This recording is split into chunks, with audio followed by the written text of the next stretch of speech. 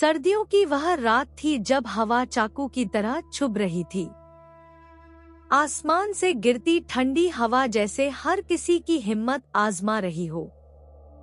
गांव के बाहर खेतों के किनारे एक टूटी फूटी सी झोपड़ी थी। उसी झोपड़ी में रहता था रामू, गरीब, ईमानदार और मेहनती मजदूर। झोपड़ी की दीवारों में जगह-जगह दरारें थी। छत से ठंडी हवा सीधे अंदर घुस आती थी। जमीन पर सिर्फ एक पुरानी चटाई और एक फटी सी रजाई थी। रामू अकेला नहीं था। उसके साथ उसकी पत्नी सीता और छोटा सा बेटा मोहन भी रहता था। उस रात ठंड कुछ ज्यादा ही बढ़ गई थी। मोहन कांप रहा था, उसके दांत बज रहे थे। सीता ने उसे सीने से लगा लिया और बोली, भगवान, आज की रात कैसे कटेगी? रामू बाहर से लकड़ियां ढूंढ कर लाया, लेकिन लकड़ियां गीली थी, आग ठीक से जल ही नहीं रही थी। रामू ने अपनी रजाई उतारकर बेटे को ओढ़ा दी, खुद ठंड में बैठा रहा। सीता बोली, तुम भी ओढ़ लो रामू। रामू मुस्कुराया, मैं बड़ा आदमी हूँ, ठंड सह लूंगा। पहले बच्चे को बचाना जरूरी है। आधी रात हो चुकी थी। चारों तरफ सन्नाटा था। अचानक झोपड़ी के बाहर किसी के कदमों की आहट हुई। सीता डर गई, इस ठंड में कौन होगा? रामू ने झोपड़ी का दरवाजा खोला। बाहर एक बूढ़ा आदमी खड़ा था। उसके कपड़े फटे थे, शरीर कांप रहा था। बूढ़े ने कांपती आवाज में कहा, बेटा, आज रात सिर छुपाने की जगह मिल जाएगी क्या?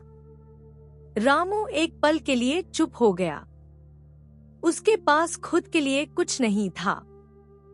फिर भी उसने दरवाजा पूरा खोल दिया। आइए बाबा, अंदर आ जाइए। सीता ने बिना कुछ पूछे बूढ़े को आग के पास बैठा दिया। उसने मोहन को थोड़ा और कसकर पकड़ा ताकि बूढ़े को जगह मिल सके। रामू ने अपने हाथों से थोड़ा सा बचा हुआ खाना बूढ़े के सामने रख दिया। बूढ़ा हैरानी से बोला, बेटा, तुम खुद गरीब हो, फिर भी मुझे सब दे रहे हो? रामू ने शांति से कहा, गरीबी पेट की होती है बाबा, दिल की नहीं। बूढ़े की आंखों से आंसू बह निकले। उसने रामू के सिर पर हाथ रखा। भगवान तुम्हें कभी भूखा नहीं रखेगा। कुछ देर बाद बूढ़ा खड़ा हुआ। अचानक उसकी आवाज बदल गई। अब उसमें कमजोरी नहीं थी।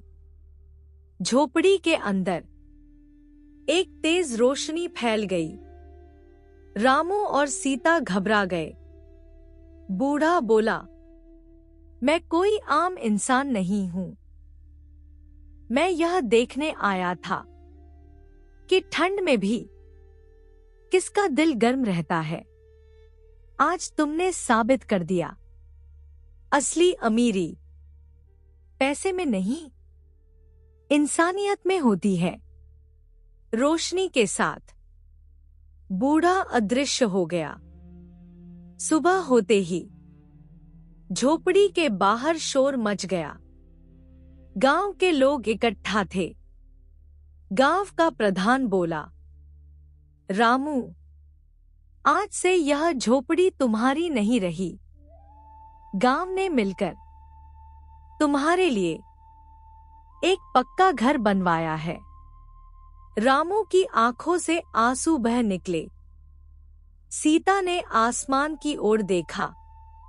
भगवान, आपने देर नहीं की। मोहन हंस रहा था। बिना कांपे, बिना ठंड के। सीख, जो खुद ठंड में भी दूसरों को गर्मी देता है। उसकी जिंदगी में अंधेरा नहीं टिकता।